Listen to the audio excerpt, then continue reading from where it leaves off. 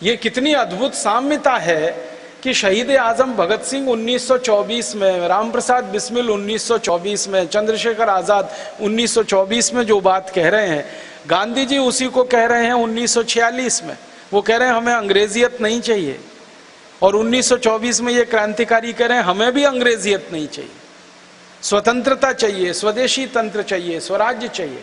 इसका मतलब ये है कि अहिंसावादी क्रांतिकारी हों या हिंसावादी क्रांतिकारी हों, सपने दोनों के एक ही थे, कार्य दोनों का एक ही था, उद्देश्य दोनों का एक ही था, बस उद्देश्य को हासिल करने का तरीका अलग अलग था।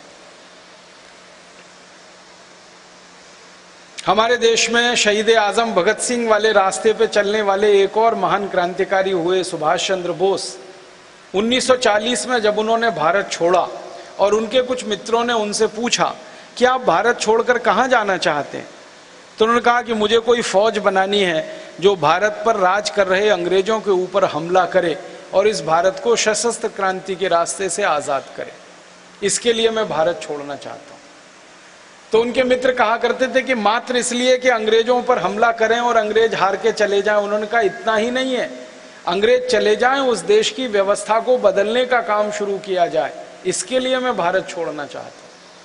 और छोड़ा उन्होंने भारत, बनाई आज़ाद हिंद फौज और किया हमला अंग्रेजों के ऊपर, और कुछ हद तक वो सफल और सार्थक भी हुए उसमें। मैं आपके दिमाग में एक ही बात डालना चाहता हूं कि हिंसा वाले या अहिंसा वाले दोनों ही रास्ते पर चलने वाले क्रांतिकारियों के मन में एक बात स्पष्ट थी कि हमें वो भारत तो नहीं ही चाहिए जो अंग्रेजों ने अपने लिए बनाया है, हमें तो कुछ नया भारत चाहिए। अब होना क्या चाहिए था? आज़ादी मिली 15 अगस्त 1946 को, 47 को माफ करिए, 46 में हमारे देश में ये घोषणा हो गई थी कि अंग्रेज चले जाएंगे, और उसके बाद हमारी अंतरिम सरकार बन गई थी। 17 सितंबर 1946 से इस देश में एक अंतरिम सरकार का गठन हो गया था और उसने कामकाज अपना संभाल लिया था, और अंग्रेजों की तैयारी थी कि ये जो अंतरिम सरकार है इसी को सत्ता का हस्तांतरण करके वो जाएंगे। तो 1946 में तय हो गया अंग्रेज चले जाएंगे, घोषणा भी हो गई। तो सरकारों को क्या करना चाहिए था कि सारे शहीदों के, वो हिंसा वाले रास्ते के हों या अहिंसा वाले रास्ते के, उनके सपनों को, उनके आदर्शों को, उनके घोषणा पत्रों को इकट्ठा करके सरकार को अपना नीति पत्र और घोषणा पत्र जारी करना चाहिए था कि भाई आज़ादी के बाद तो हम तो इनके सपनों का भारत बनाना चाहते हैं और उसी के लिए हमने ये आज़ादी पाई है। लेकिन ऐसा नहीं हुआ।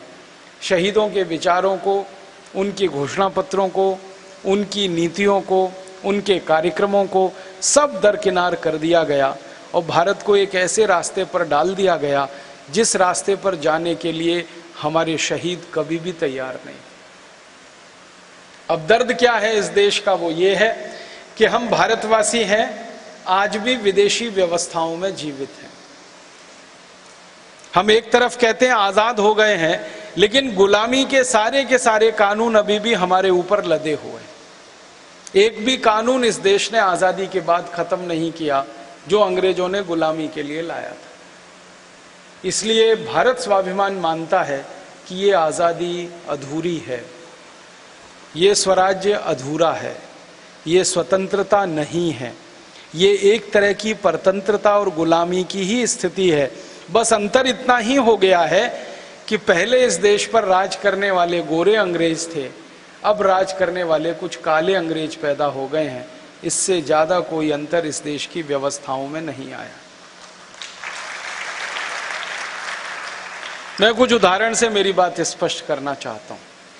शहीद आजम भगत सिंह को फांसी हुई थी, आप सभी जानते हैं। उन्होंने एक अंग्रेज अधिकारी जिसका नाम था जेपी सैंडर्स, उसको गोली मार दी थी लाहौर में। सैंडर्स को गोली क्यों मारी थी?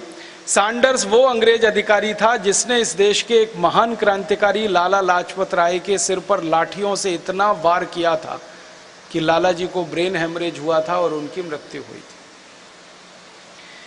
सैंडर्स नाम के जिस अधिकारी ने लाला लाजपत राय पर लाठी चार्ज किया, वो अधिकारी को जब पूछा गया कि तुमने लाला लाजपत राय पर लाठी चार्ज क्यों किया, तो उसने कहा मेरा अधिकार था, मेरा कर्तव्य था।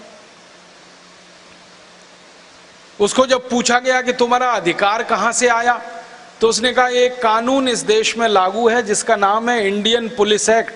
उसने मुझे